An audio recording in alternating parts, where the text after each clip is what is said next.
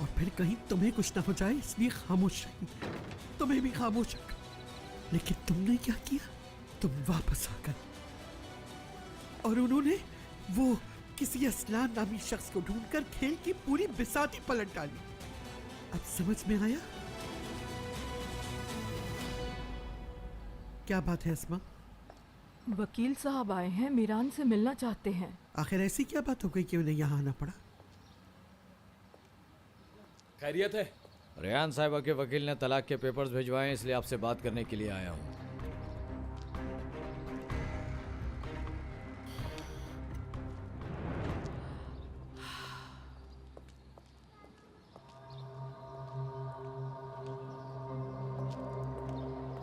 कहिए। आप यहाँ सिग्नेचर करेंगे मीरान साहब।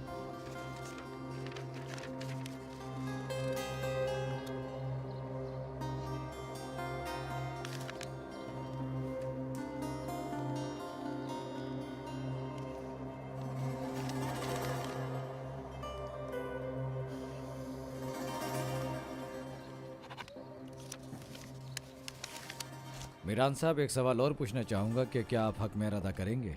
इस सिलसिले में बाद में बात होगी। जैसा आपको बेहतर लगे, मैं चलता हूँ।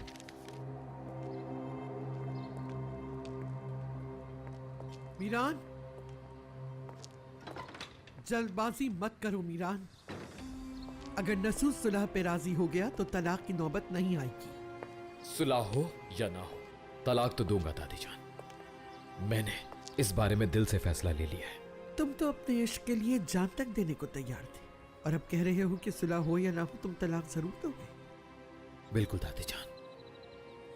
अगर ऐसा है तो फिर मुझ पर गुस्सा किए बगैर मेरे सवाल का जवाब दोगे? तुम्हारा प्यार झूठा था या तुम्हारे अल्फाज?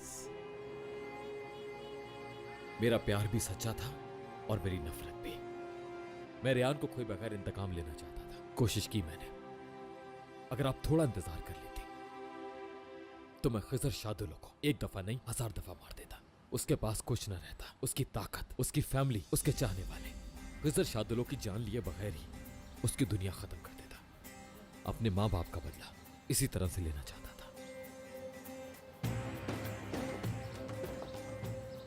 चाहे आप उनसे सुलह करने में कामयाब हो भी जाए, ये जंग तब भी जारी रहेगी जब तक मैं इंतकाम नहीं ले लेता।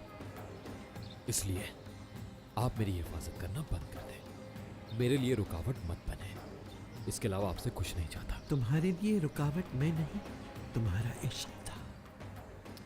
फिर मोहब्बत को इम्तिहान देने दें। जो भी होगा मैं उसके लिए तैयार हूं। देखें, हम जो कर सकते थे कर लिया और आप उनसे सुलह के लिए भी आमादा हो गई। अब जो भी होगा मेरे तरीके से होगा। जैसी तुम्हारी मर्जी मेरे बच्चे। अब की बार अपनी मर्जी के रास्ते पे चलो। ये सुलह तो असलान को बचाने की भी थी, लेकिन लगता है ये तुम्हारे लिए भी काम कर गए। अब देखना यह है कि तुम सच कह रहे हो या मुझे धोखा दे रहे हो।